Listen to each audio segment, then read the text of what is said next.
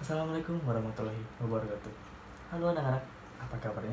Semoga kita pada hari ini terhindar dari wabah virus COVID-19. Tetap menjaga kesehatan, jaga jarak, dan stay healthy. Sebelum kita memulai pembelajaran pada hari ini, alangkah baiknya kita melepaskan napas basmalah sembari meminta kepada Tuhan Yang Maha Esa agar pembelajaran pada hari ini dapat berjalan dengan lancar. Bismillahirrahmanirrahim.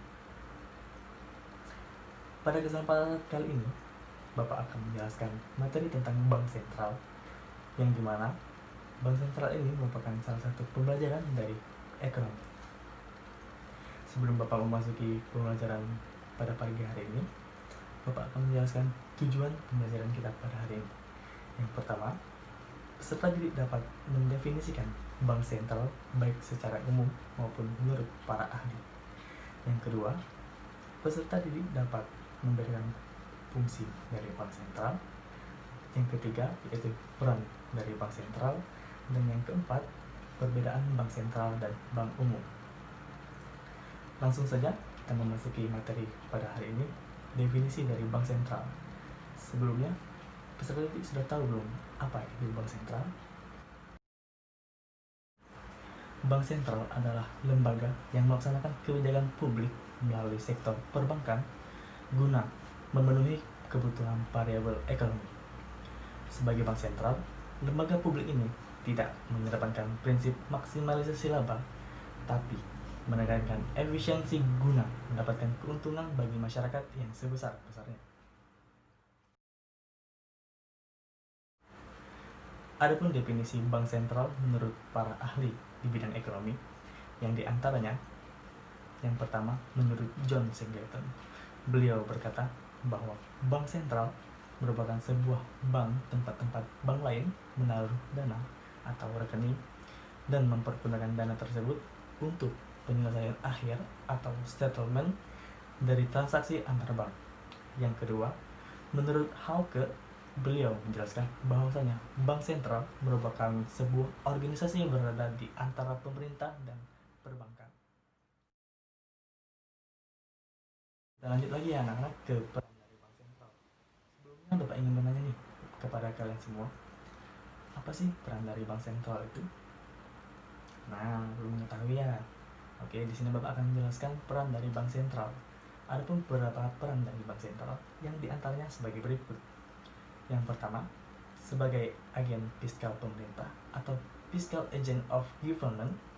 Yang kedua, sebagai bank dari bank-bank lain atau the banker of bank. Yang ketiga, sebagai pembantu kebijakan moneter atau monetary policy maker. Yang keempat, melakukan pengawasan, evaluasi, dan pembinaan perbankan. Dan yang terakhir, sebagai pencetak uang dan menjamin uang yang cukup tersedia. Nah, itulah peran dari bank sentral ya anak-anak. Boleh kalian catat nih sebagai salah satu sumber bacaan untuk tugas yang akan datang. Nah, kita lanjut lagi ya anak-anak. Materi pada kali ini, perbedaan bank sentral dan bank umum. Sebelumnya, kalian sudah mengetahui belum apa sih perbedaan bank sentral dan bank umum?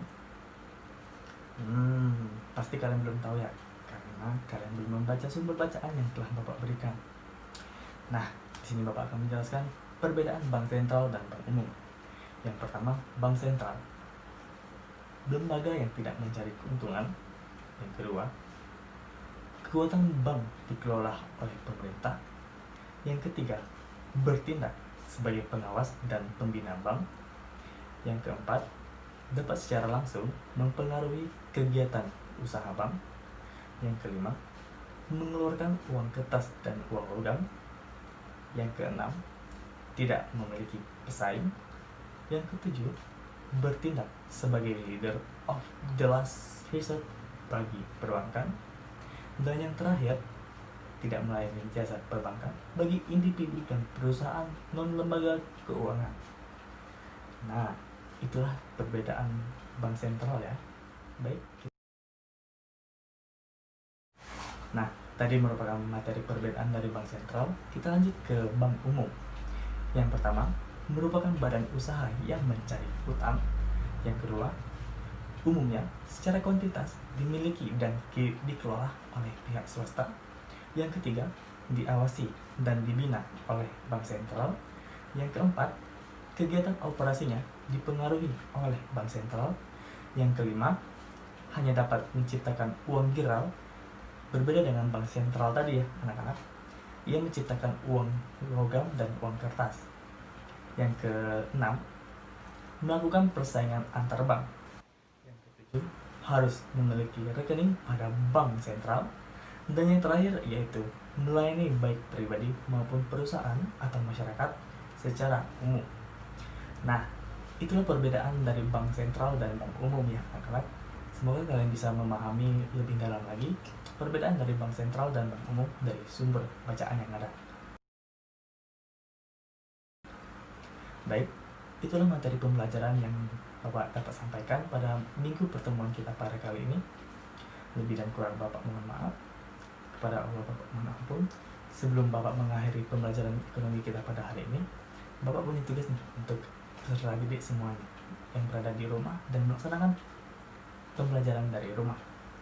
Untuk tugas minggu pada kali ini, kalian cari apa sih perbedaan dari bank sentral dan bank umum lebih mendalam lagi, baik itu secara para ahli ataupun lain sebagainya. Dan tugas yang kedua, kalian cari definisi dari bank sentral secara umum dan menurut para ahli di bidang ekonomi lebih banyak lagi ya.